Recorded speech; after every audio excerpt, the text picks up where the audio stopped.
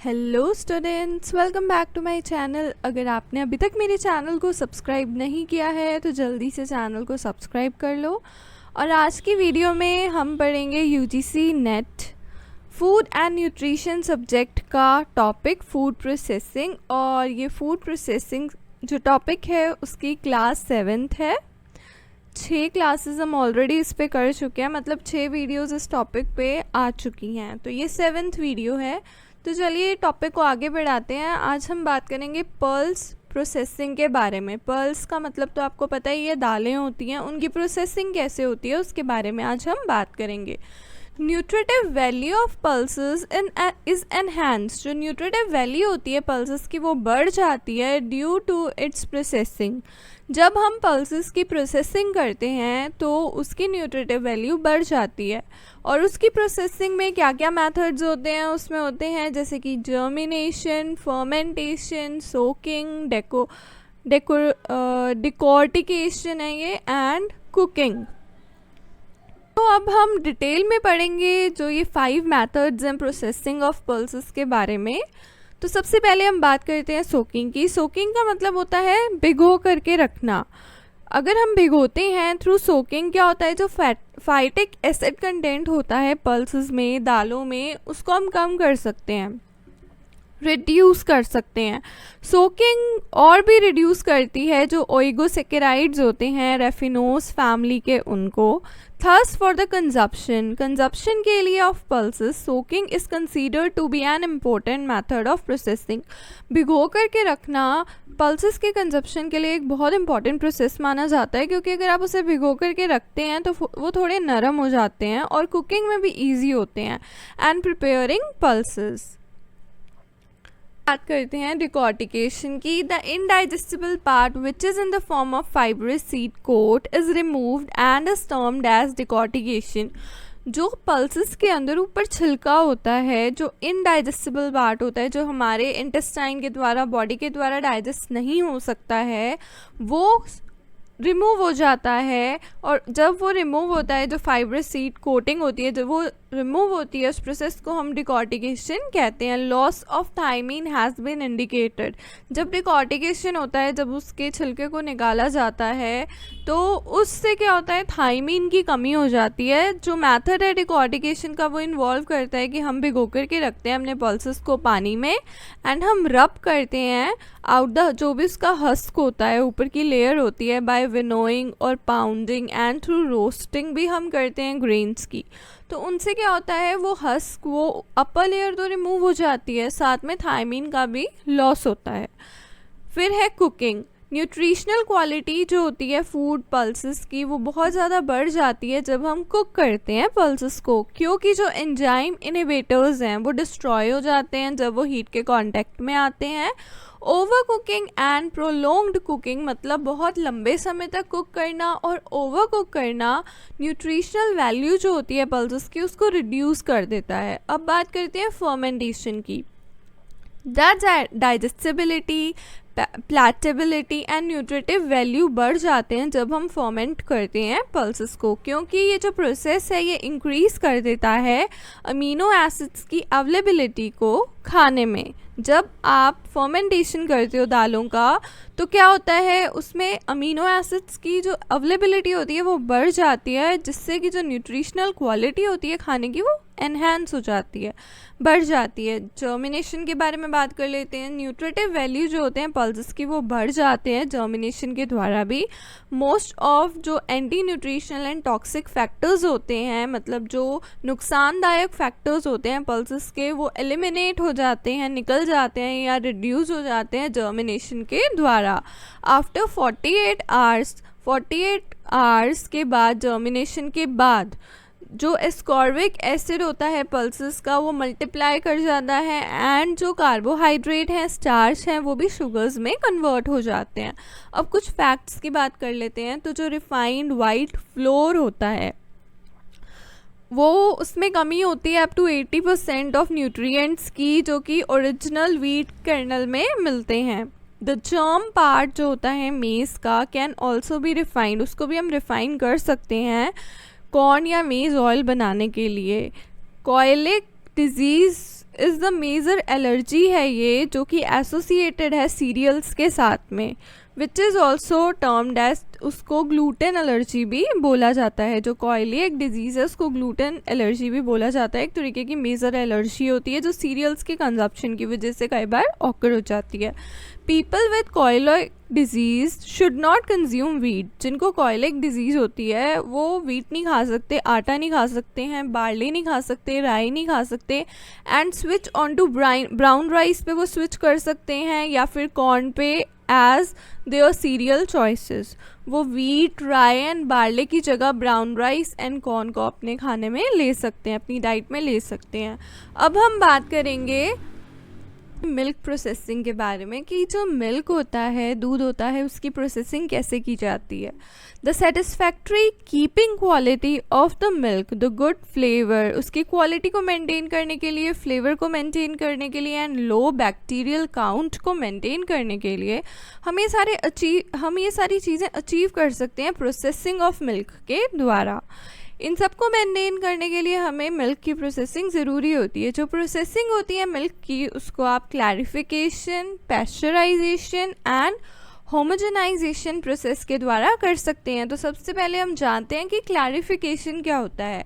As the name indicate ही कर रहा है कि इसमें कुछ क्लैरिफाई होगा, साफ होगा, right. This operation of processing of milk involve करती है कि हम इसमें दूध में से, मिल्क में से डर्ट को, फिल्थ को एंड बैक्टीरिया को रिमूव करते हैं।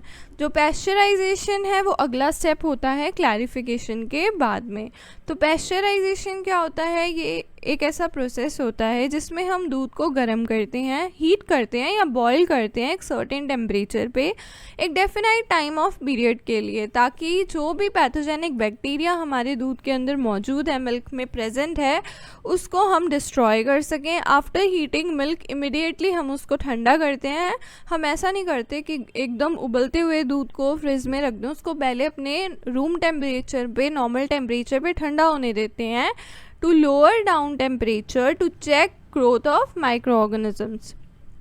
This process includes methods holding और बैच सिस्टम इसमें होते हैं, जैसे कि high temperature short time method आप यूज़ कर सकते हो। मतलब आप एक बहुत ही 100 डिग्री सेल्सियस टेम्परेचर पे बॉईल करो, लेकिन कम टाइम पीरियड में वो हो जाता है।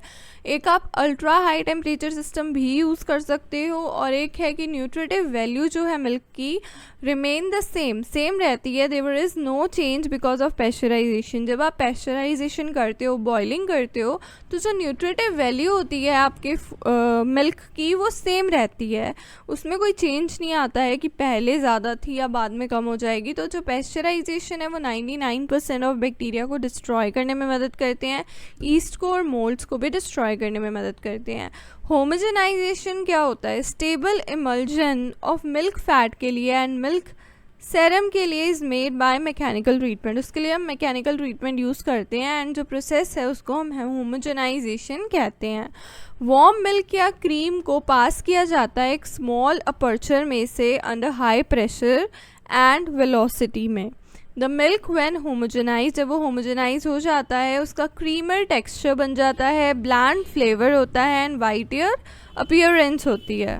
The products obtained after the processing of rice, जो भी प्रोडक्ट्स ऑब्टेन्ड होते हैं after processing of rice, pulses या मिल्क के द्वारा, तो वो कौन कौन से हैं उनके बारे में हम बात कर लेते हैं। राइस के जो आफ्टर प्रोसेसिंग जो प्रोडक्ट्स ऑब्टेन्ड होते हैं वो होते हैं rice starch, rice bran oil, passed oil, rice products, basmati rice, aromatic rice and risotto rice. Wheat के प्रोसेसिंग के बाद कौन कौन से प्रोडक्ट्स हमें ऑब्टेन्ड होते हैं, whole wheat flour, maida, semolina, macaroni products etcetera. Pulses के बाद क्या होते हैं, उनकी प्रोसेसिंग के बाद whole legumes, split legumes, germinated और fermented pulses, flour of pulses, parched pulses. Milk की प्रोसेसिंग के बाद जो प्रोडक्ट्स ऑब्टेन्ड होते हैं वो होते हैं वे protein, concentrate, skim milk, evaporated milk, sweetened milk, condense milk, tone milk, standardised milk, double tone milk, recombined milk, khoa, rabri, butter, cheese and curd. अब हम बात करेंगे फ्रूट के प्रोसेसिंग के बारे में कि फल की प्रोसेसिंग कैसे होती है। द अर्ली कॉमन मेथड्स जो हैं फूड प्रोसेसिंग के वो हैं कि आप using them to make wines, आप उनको वाइन्स बनाने के लिए यूज़ कर सकते हो या उनको आप सुखा सकते हो, ड्राई कर सकते हो under the sunlight. Modern time जो है वो यूज़ करता है अदर प्रोसीजर्स को, दूसरे प्रोसीजर्स को एक्सटेंड करने के लिए जो अवेलेबिलिटी है फ्रूट्स की एंड फ्रूट के प्रोडक्ट्स की उनको। मेजर जो प्रोसेसेस इन्वॉल्व होते हैं फ्रूट की प्रोसेसिंग में, वो सबसे पहला होता है कैनिंग। जो प्रिंसिपल है कैनिंग का वो इन्वॉल्व करता है कि इसमें जब हम कैनिंग करते हैं तो माइक्रो ऑर्गेनिजम्स का डिस्ट्रक्शन हो जाता है, मीन फॉर स्पॉइलेज, जो स्पॉइल को कॉज करने के लिए सक्षम होते हैं उनका डिस्ट्रक्शन हो जाता है within the sealed container के अंदर बाय मींस ऑफ हीट। क्योंकि इसमें क्या होता है, जो सील्ड कंटेनर्स होते हैं उनके अंदर खाना होता है और वो सील्ड होते हैं एंड उनको हीट ट्रीटमेंट दिया जाता है ताकि जो माइक्रो ऑर्गेनिजम्स प्रेजेंट हैं कंटेनर के अंदर वो डिस्ट्रॉय हो जाएं। द प्रोसेस इन्वॉल्व, इसमें क्या करते हैं हम, सबसे पहले सिलेक्शन करते हैं फ्रूट का, सॉर्टिंग करते हैं, ग्रेडिंग करते हैं फ्रूट की, वॉश करते हैं फ्रूट को, पीलिंग एंड कोरिंग करते हैं फ्रूट की, एंड फिर फिलिंग होती है, कैन फिलिंग होती है फ्रूट की, सिरपिंग भी होता है फ्रूट का with hot sugar, lidding of cans, lid करते हैं, लिड लगाते हैं एंड सीलिंग कर देते हैं कैंस की। अगला प्रोसेस है ड्राइंग। रिड्यूस करने के लिए द अमाउंट ऑफ मॉइस्चर जो भी फ्रूट्स में प्रेजेंट होता है उसमें हम वो इन्वॉल्व करता है in increase shelf life of the fruits. अगर आप फ्रूट में से मॉइस्चर कंटेंट निकाल देते हैं तो आपका फ्रूट जो है वो लंबे समय तक सही रहता है। जो प्रोसेस होते हैं ड्राइंग में वो कौन कौन से हैं उसके बारे में बात कर लेते हैं। सबसे पहले हम सिलेक्शन एंड सॉर्टिंग करते हैं फ्रूट्स के साइज़ की, for size, maturity and soundness. उसके बाद में हम उनको वॉश करते हैं, पीलिंग करते हैं हम फ्रूट्स की, फिर हम सब डिवाइडेड करते हैं उनको हाफ्स में, स्लाइसिस में, श्रेड्स में या क्यूब्स में। अल्कली डिपिंग करते हैं हम रेजन्स या ग्रेप्स की, और ब्लांचिंग करते हैं हम एप्रिकॉट्स या पीचेस की। मतलब उनको ब्लांच कर लेते हैं एक सिम पे, जो है वो उनको ब्लांचिंग कर लेते हैं थोड़े से पानी के अंदर, उनको थोड़ा सा एक बॉयल दिला देते हैं, सिमरिंग भी बोलते हैं हम उसको, या फिर हम अल्कली डिपिंग करते हैं, डिप कर लेते हैं उसको अल्कली में। सोलर ड्राइंग, अगला जो स्टेप है वो है कि सोलर ड्राइंग में होता है। सोलर ड्राइंग में क्या होता है, रेजिन्स, एप्रिकॉट्स, पियर्स या पीचेस को किया जाता है, या फिर मैकेनिकल ड्राइंग होती है, या फ्रीज ड्राइंग होती है, या फिर ड्राइंग होती है ड्यूरिंग स्मोकिंग। फिर बाद में इनको हम ड्राइड फ्रूट्स को स्टोरेज करते हैं, इनका स्टोर करते हैं, इनकी स्टोरिंग करते हैं, फिर हम पैकेजिंग करते हैं सून आफ्टर द ड्राइंग, जैसे ही वो सूख जाते हैं, ड्राई हो जाते हैं, ताकि हम उनको मॉइस्चर के अगेंस्ट प्रोटेक्ट करके रख सकें, कंटामिनेशन ना हो या इंसेक्ट इन्फेस्टेशन ना हो। अब हम फ्रीजिंग देख लेते हैं। फ्रीजिंग के थ्रू भी हम फ्रूट प्रोसेसिंग करते हैं। तो Canning, drawing and freezing 3 processes हो गए। फ्रीजिंग क्या करती है, ये प्रिवेंट करती है, रोकती है जो ग्रोथ होती है most of food borne micro organisms की, एंड हैंस इंक्रीज़ करती है जो शेल्फ लाइफ होती है फ्रूट की, उसको बढ़ा देती है। द प्रोसेस इन्वॉल्व जो होते हैं फ्रीजिंग में वो ये हैं कि आप सबसे पहले सिलेक्शन करते हो फ्रूट्स का on the basis of their solubility for freezing, and उनकी मैच्योरिटी देखी जाती है। फिर उनको वॉश, ट्रिम एंड कट किया जाता है। उसके बाद में उनको इमर्स किया जाता है, डाल दिया जाता है बॉइलिंग वाटर में for 1/2 to 1 and a half minute to loosen skin, ताकि जो उनकी स्किन हो वो थोड़ी लूज़ हो जाए।